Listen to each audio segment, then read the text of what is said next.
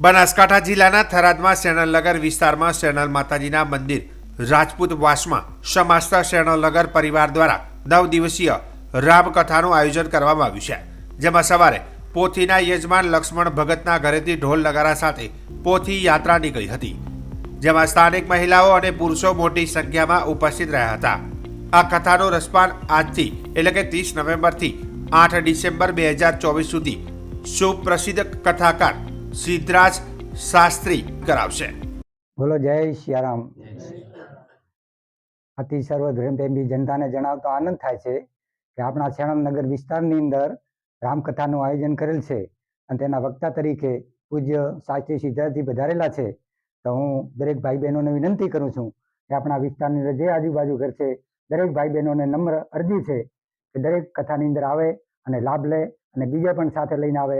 અને આ કથાની જવાબદારી કોઈ એકને નથી, આપણા બધાની જવાબદારી છે। જો આપણે બધાની અંદર સાથ સહયોગ આપશું તો જ કથાનું આયોજન સારી રીતે થશે। માટે મારી દરેકને વિનંતી છે કે દરેક ભાઈ બહેનોની અંદર પૂર્ણ સહકાર આપે અને આપણા કાર્યને પૂર્ણ કરે। જય સિયારામ।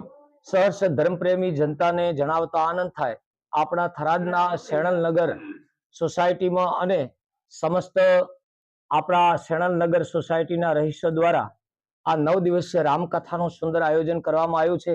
એમાં સમસ્ત સોસાયટીના ગ્રામજનો, આપણા સોસાયટીના અને સમસ્ત થરાદ ધર્મપ્રેમીને વિનંતી કે આજે દિવસે દિવસે ધર્મની હાનિ થઈ રહી છે, અધર્મ થઈ રહ્યો છે, તો આપણા દેશનું ધર્મ સંસ્કૃતિ એ આપણી જીવતી રહે એ હેતુથી આપણા બધાના સાથ ને સહયોગથી તારીખ 30/11/2024 થી 8/12/2024 સુધી 9 દિવસ રામકથાનું આયોજન કરેલું છે અને સમય કથાનો છે 12:30 થી 3:30 વાગ્યા સુધી।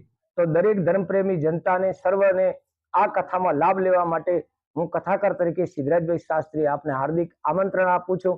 તો દરેક થરાદ ધર્મપ્રેમી જનતાને પધારવા માટે અનુગ્રહ કરું છું। સમસ્ત આપના પ્રમુખ દ્વારા તથા સમસ્ત સોસાયટીના રહીશો દ્વારા આ કથા કરવામાં આવે છે, તો દરેકને પધારવા માટે વિનંતી।